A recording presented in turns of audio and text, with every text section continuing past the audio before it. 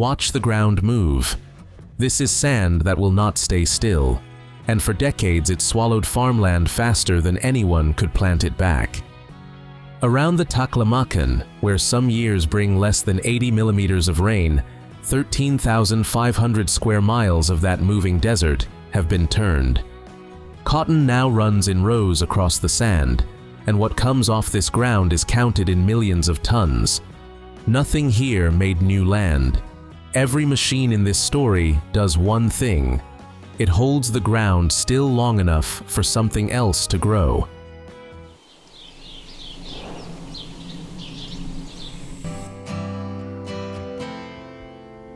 Now widen the frame. Desert and degraded land take up more than a quarter of China's total area. That is 2.57 million square kilometers, close to 4 Texases laid side by side. But a desert that sits still is not the problem. The problem is that this one does not. It moves with the wind, crosses roads and field lines, and buries what was there first. So nothing here starts with growing. It starts with making the sand stop. The first machines here do not plant anything. They come in to take the tops off the dunes. A dozer climbs the windward face, drops its blade, and pushes the crest down into the hollow behind it. Nothing is carried away. The same sand is simply moved from the high ground into the low ground beside it. And the reason for flattening it is not the flat itself. It is that water cannot be run across a dune.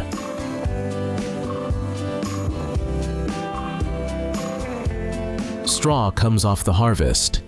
Reed gets cut from the riverbanks. Both arrive here by the truckload. It is waste. Nobody grew it for this, and that is the reason the method spread at all. Workers cut it short, lay a line across the sand, and drive the middle straight down into it. The line stands half buried, half upright, repeated in both directions, and you get squares 1 meter across. Wind close to the ground hits that edge, breaks into small eddies, and loses the speed carrying the sand. The sand drops inside the square instead of moving to the next one, and as each square fills, the surface turns rough. The whole thing is last year's harvest, pushed in by hand. No power reaches it, and no water. Follow that water. It leads to the edge of Hotan, where the sand is cut into flooded squares. The nearest ocean lies over 1,000 miles away. In every direction from these ponds, the ground is sand. A net breaks the surface, heavy with grouper and sea bass. Saltwater fish farmed in one of China's driest corners, and no one trucked seawater in. The salt was already under the sand, waiting to be pumped.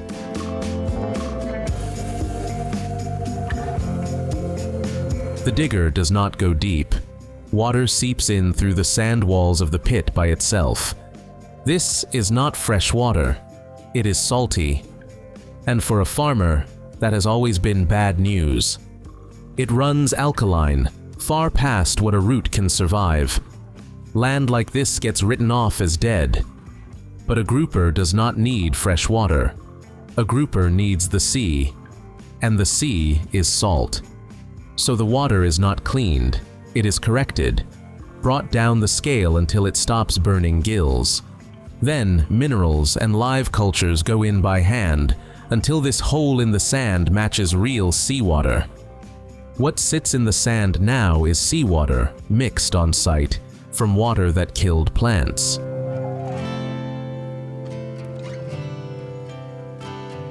And the value is not the fish. It is that nothing else would ever grow on this ground. This is not one strange pond.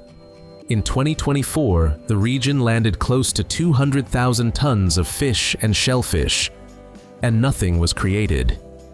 The salt water sat under the sand the whole time, counted as a problem, not a resource. But a pond only takes a few acres at a time. What covers this land does not sit in water.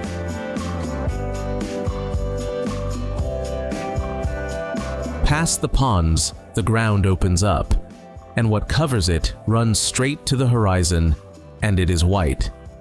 This is a cotton field. In this frame, from one edge to the other, there is not a single person.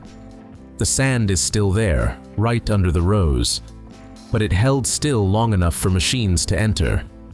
And this is what everything before it was building toward. Not a pond, an entire industry running on sand. Before the machine comes, a drone flies the field and sprays it to strip the leaves off the plants. With the leaves gone, only white bolls are left on bare stems. The machine can see its target. Then the machine enters, 6 rows at a time. Inside the picking head are thousands of spinning spindles.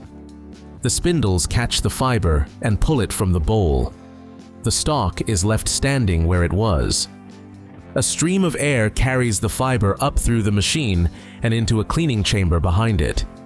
And when the chamber fills, the machine does not stop to unload. It presses a round bale itself. A bale weighing several tons drops onto the sand, and the machine moves on without stopping at all.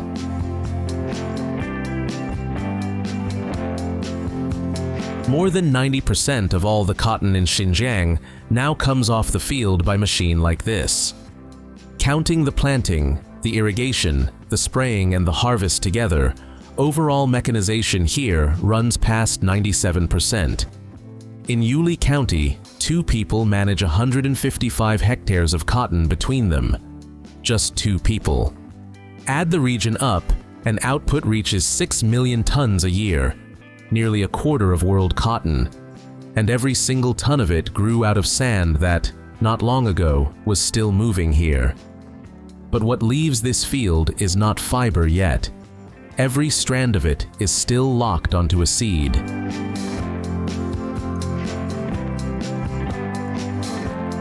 The bales are trucked into a shed, stripped of their wrap, and torn back into a loose white stream. Then, that stream passes hundreds of circular saw blades, spinning. The teeth catch the fiber and pull it through. The fiber slips through a narrow gap. The seed does not. Nothing is cut, and nothing here is crushed. And the seed is the heavier part. 6/10 of everything that left that field is seed, not fiber.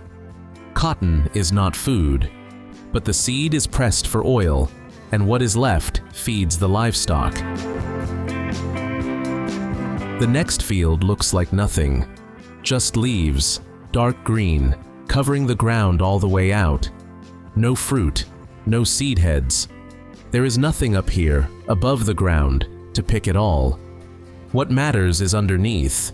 It sits down in the sand, and it outweighs everything above it. So the machine here does not travel over the ground. It goes down into it and pulls upward.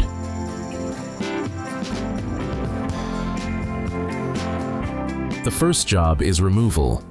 A cutting drum runs at ground level and strips every leaf away.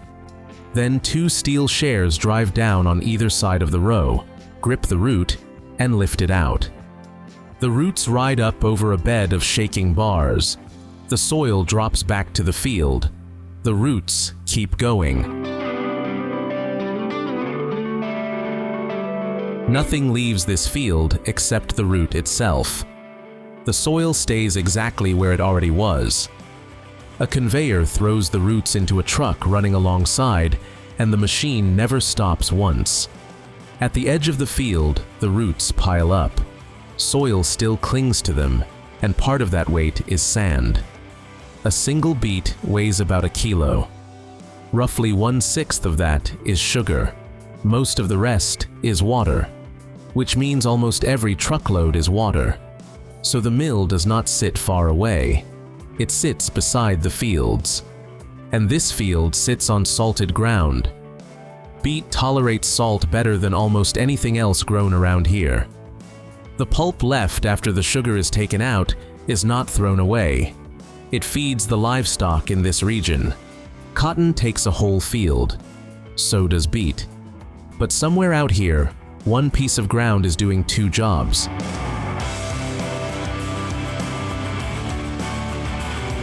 That dark band is glass.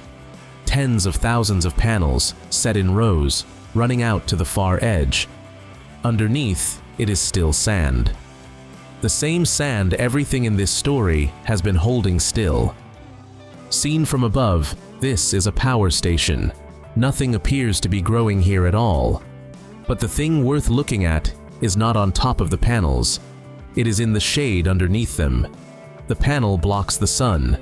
The ground beneath runs cooler, and water leaves the sand far more slowly. And in that cooler strip, grass comes up. Nobody planted it. It simply arrived. Grass under a power station becomes a problem.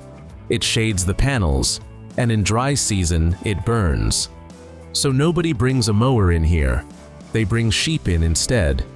The grass gets cleared without burning a drop of fuel, and at the same time, it turns into meat. So this ground is doing two jobs at once. Power leaves from the top, food leaves from underneath. One solar project in Kubuchi alone has brought 6,667 hectares of sand back. And not one of those panels made new ground. They just stand there and take some of the sun away. Take sun away and grass grows. But at the other end of this region, someone does the exact opposite.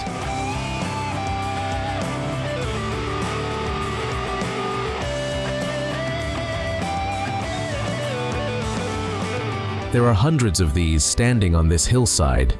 Earth walls, flat roofs, set out in rows. They stand on dry ground where summer runs past 40 degrees and the air holds almost no moisture. Not one of them is connected to the grid. No wires, no pipes, no machines anywhere. Back there, panels took the sun away so grass could grow. Here, they do the exact opposite.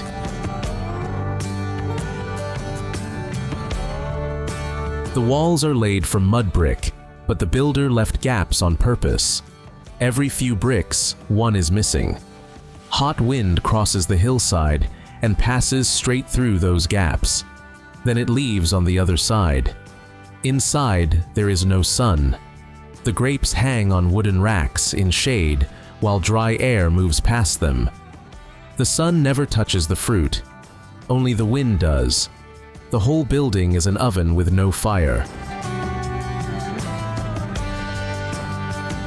Nobody switches anything on. What runs this building is the same climate that made the desert. The grapes stay in there for weeks. Nobody turns them, nobody watches a temperature. The wind does all of it. 4 kilos of fresh grapes go in, 1 kilo of raisins comes out. 3/4 evaporates, and that is where the value is. Then, they come down off the racks, get washed, destemmed, sorted by size, and packed into sacks. The same sun that made this desert is, right here, the machine. Nobody pays a thing for it. In 2024, the belt of planting around this desert closed. 3,046 kilometers joined into one ring. Closing that last gap took decades. The ring now wraps a desert larger than the state of New Mexico. And as of that same year, more than half of the sand that could be treated at all has been treated.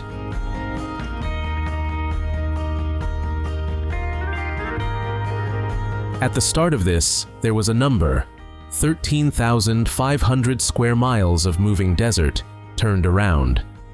That number does not mean 13,000 square miles of new land. Not 1 square meter is new. It means 13,500 square miles of ground that was made to stay in one place. And nothing in this story was carried in from somewhere else. The straw was last year's harvest, leftover. The salt water was already under the sand. The shade was something the panels made by accident. And the sun that made this desert had been standing here far longer than all of it.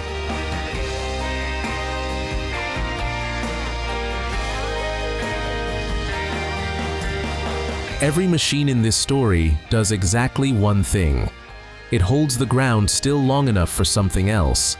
But every single thing growing out here has to drink. And that water is not coming down as rain. It runs down off the ice up in the mountains. And that ice is getting thinner every year.